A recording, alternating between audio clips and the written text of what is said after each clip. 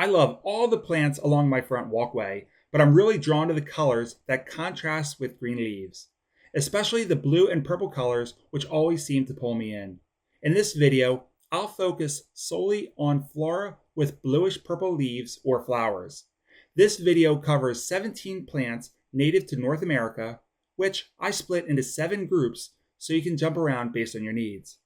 The first group is ground covers, which includes 3 plants.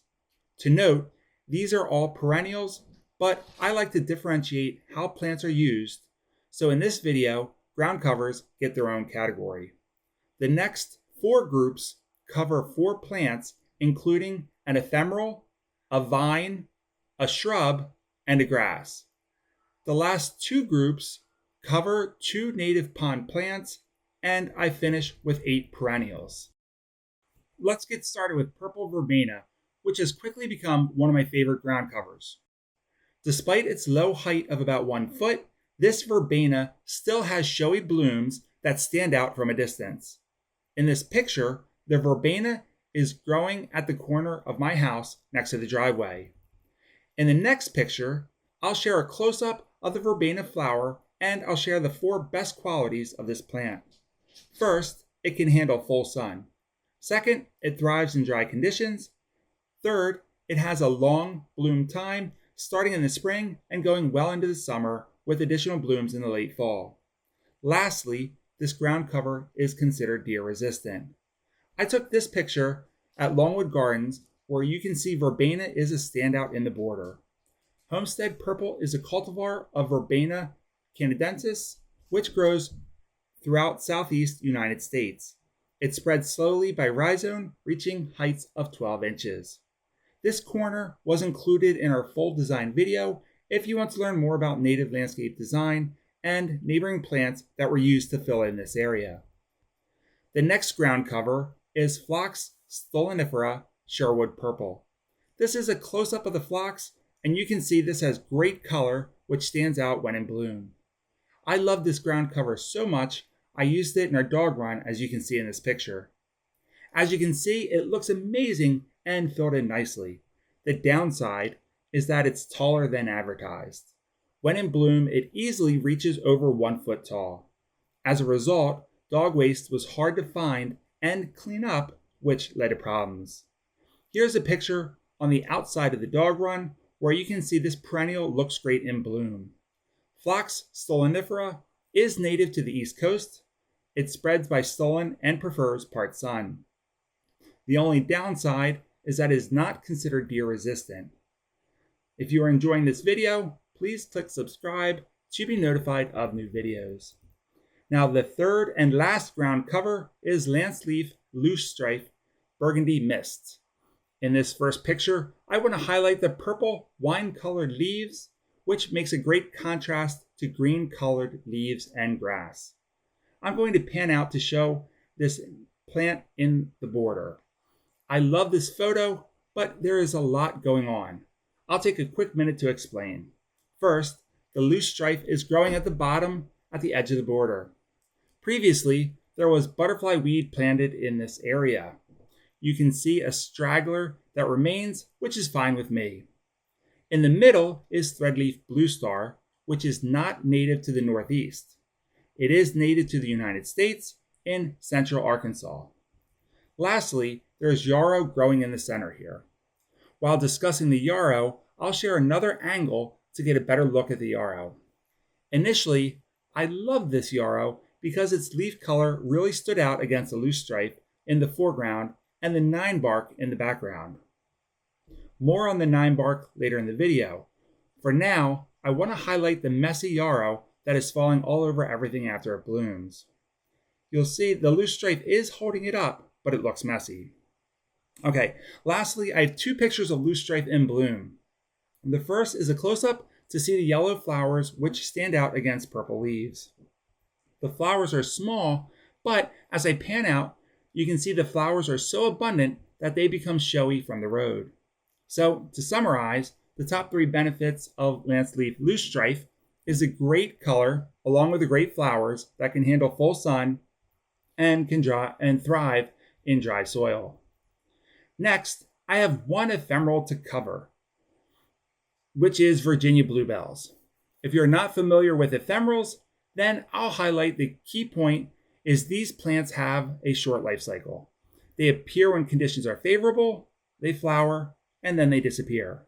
This is not a bad thing, but it's important to note in landscape design that bluebells will leave a hole in your garden for the majority of the year unless you plan accordingly by adding plants that put on their growth in the summer after bluebells have completed their annual cycle. So, there are 3 things I love about Virginia bluebells. First, they are magical. Considering they only last for a few months, they are really forgotten for the majority of the year. So when they pop out of nowhere around Easter time, when little else is in bloom, it seems really magical. Second, they also have great flowers, so as you can see here.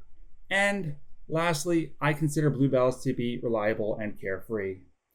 So to summarize, bluebells are ephemerals native to the Northeast that prefer part sun and moisture and will reach heights of up to 2 feet tall. Next, I have one vine to cover, which is Passionflower. If you're looking for purple color in your garden and you have room for a vine that grows to 30 feet in length, then this plant is for you. I do want to disclose, of all the plants in this video, this is the one plant that I do not have experience growing. It doesn't diminish its value, just less I have to share about this plant other than its native range, which is in the southeast, where Incarnata and Lutea are native varieties that host 4 butterfly species. Next, I have one shrub to cover, which is Ninebark. As you can see in this picture, Ninebark makes the list because of its beautiful purple leaves. I'll pan back a little so you can see the leaves of this beautiful shrub while I share 2 important notes about Ninebark.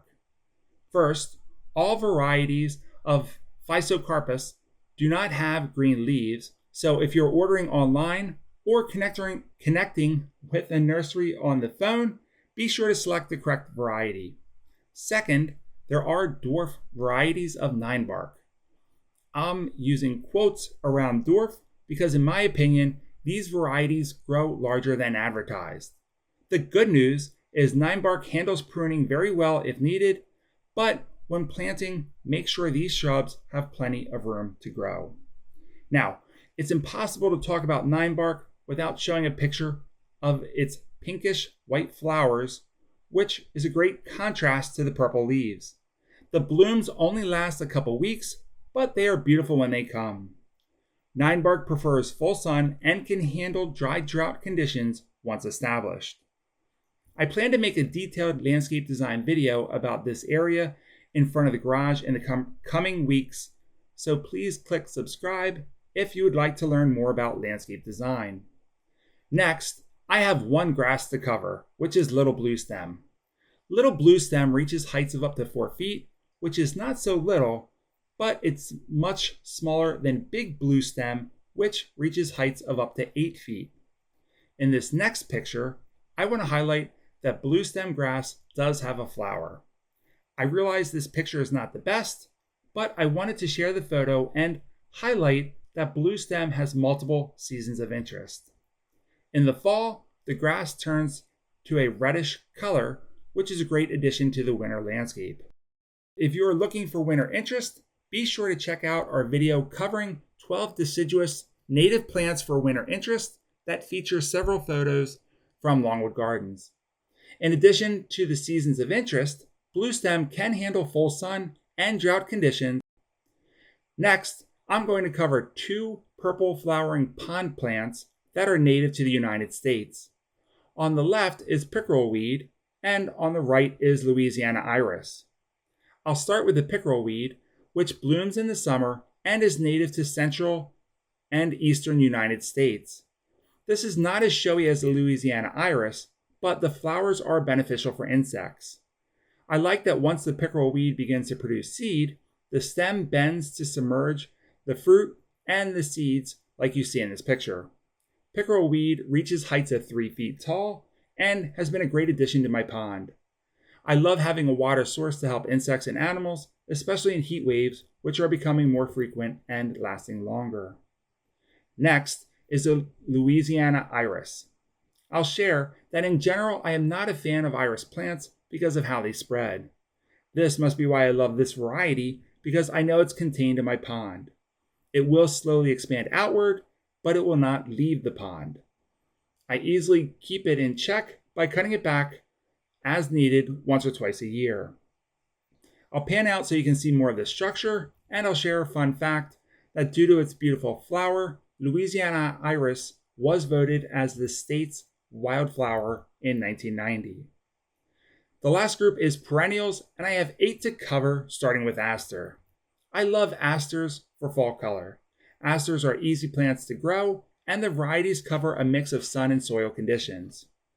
For full sun, I use Aster and Angelia or Aster belgi, which are both purple varieties.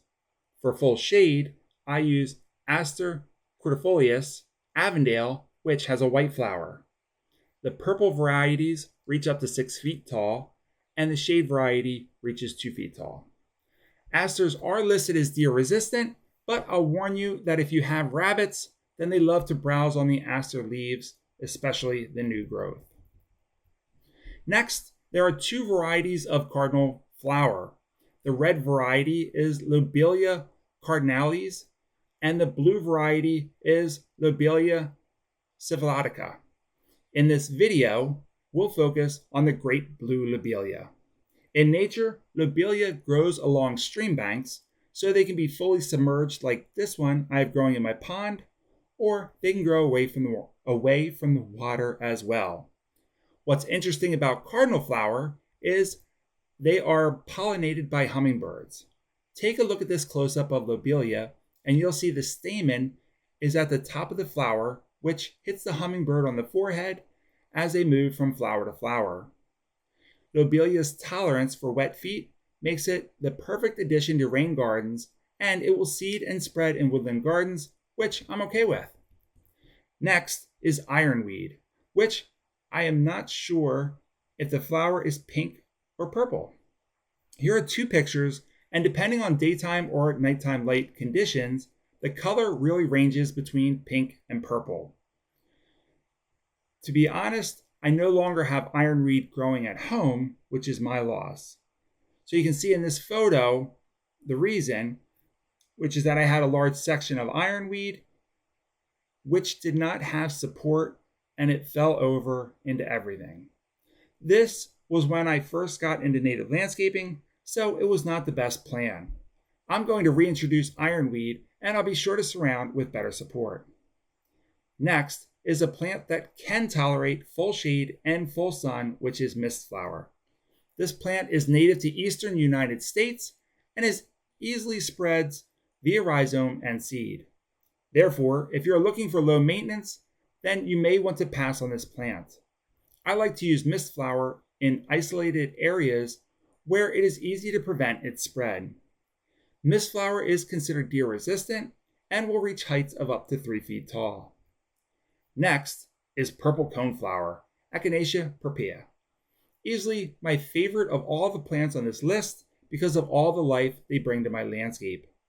In the summer, you have all the insects visiting, and in the winter, you have the birds eating seeds.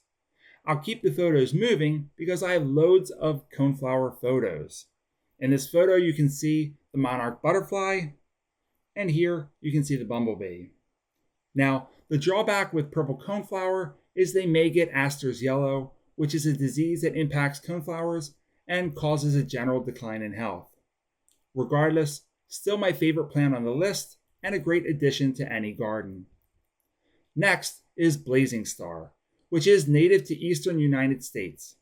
Blazing star can reach heights of up to 5 feet and is considered deer resistant. It's in the Aster family and often used as a cut flower because of its unique flower shape. I'll pan out to share more of the structure, where you can see the leaves are a great contrast against large leaf plants. Next is sage, which is in the salvia family. Full disclosure, I believe the photos and videos are of Salvia nemorosa, which is not native to the United States.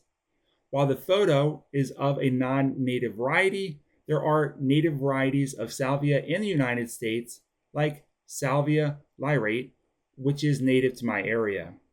I really love salvia because it is covered in insects throughout its bloom, as you can see here.